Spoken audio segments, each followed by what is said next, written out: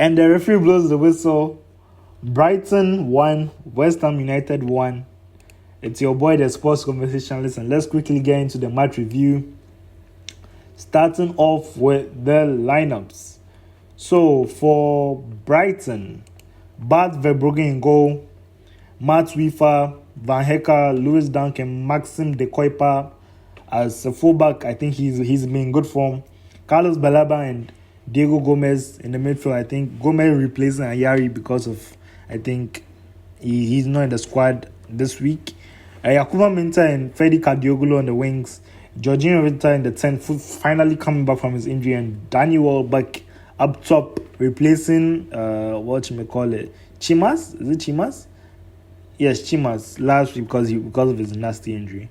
Now for West Ham, Alphonse Areola in goal, Mavropanos, Todibo, Max Kilman as centre-backs, Guido Rodriguez and Matias Fernandez, who had a very good game in the midfield, Diouf and Wan-Bissaka as full-backs, and a trident of Somerville, Paqueta and Bowen to do it at top.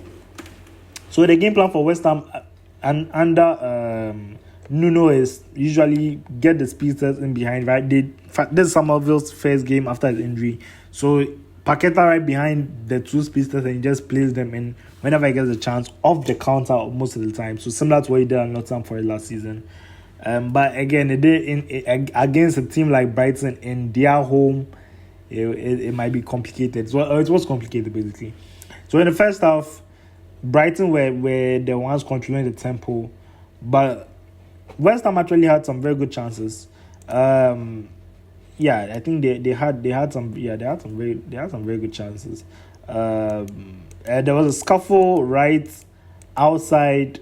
Yeah, so I think Areola cleared the ball, and there's a scuffle for the ball right around the 24-yard line, and it pops up to Crescencio Somerville off his right foot. He tries to finesse it, he puts it wide, and I can just reminisce of like a chance of this magnitude he had when he was at Leeds, when he won the Championship Player of the Season.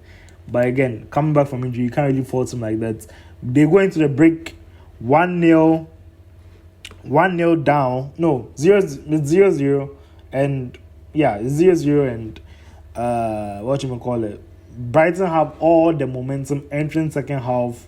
Now we do get into the second half. I think that there are some changes that were made.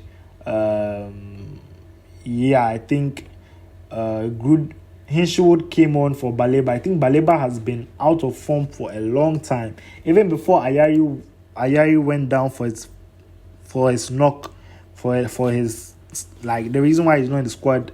I think Ayari outshined him quite convincingly, and I think because of his move to United not materializing, it's gotten to his head. It's similar to what's happening to Konate, in my opinion.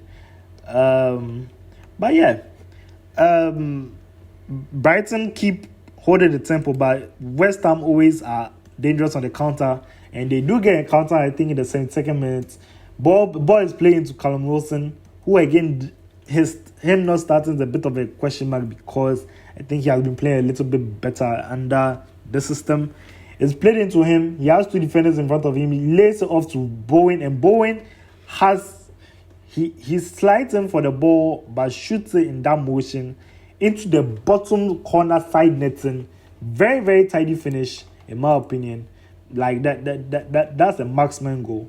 And I think for West Ham, if they are to have any chance in surviving this year, the drop to the Championship, I think everything will have to go towards Bowen, as it's gone for the past 4 to 5 years. I think he should look for a move away from the club. Maybe it won't happen because of the ties to the club, but I think he should look for a move away from the club, in my opinion, to further whatever he got going, because he's an England international, very good player. But after Brighton do go down, they still press. Ball is with Van Hecke. Van Hecke dinks it into Kustulas, I think. Yeah, Kustulas. I think this game was very good in the cameo he gave. Very good very good showing a bit of zeal. The Greek system currently just popping out talent left and right. So yeah, Van Hecke dinks the ball into Kustelas and he tries to score it, but a deflection of Kilman and towards goal, and Ariola makes a very good light save and tips it onto the bar, and it's cleared out. Unfortunately, not unfortunately for Brighton, but it's cleared out. Very, very good save by Ariola. I mean, that's tops. I think Ariola this game also had a very good game. But I think both keepers had a very good game. Both keepers. Chance, I think Kustelas had like 2 different chances, but again, those were like chances he created himself. But in the 90th minute, I think ball is lofted by Matuifa into the path of Kustelas. He attempts the bicycle kick. The attempt is blocked, but gets to Jorginho Rutter. He takes the strike first at the near post. Ariola is level to it. And I think Van Hecke recovers it before it goes. I'll get it back to Rutter. And Rutter puts it between his legs, or Ariola's legs, making it 1-1. And wow, I was like, at the start of the game, mind you, he's coming back from injury. He wasn't having the best touches, but the second half really showed his quality. I think he was bought from Leeds, I think 3-4 years ago. But very good player in my opinion.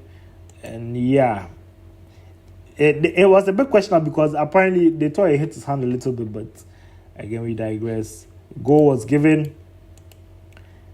And yeah, Brighton kept pushing for the winner. But at literally the last kick of the game, West Ham gets a corner. It's flung in, and Mavropanos has an open header. And he heads it wide. Last kick of the game.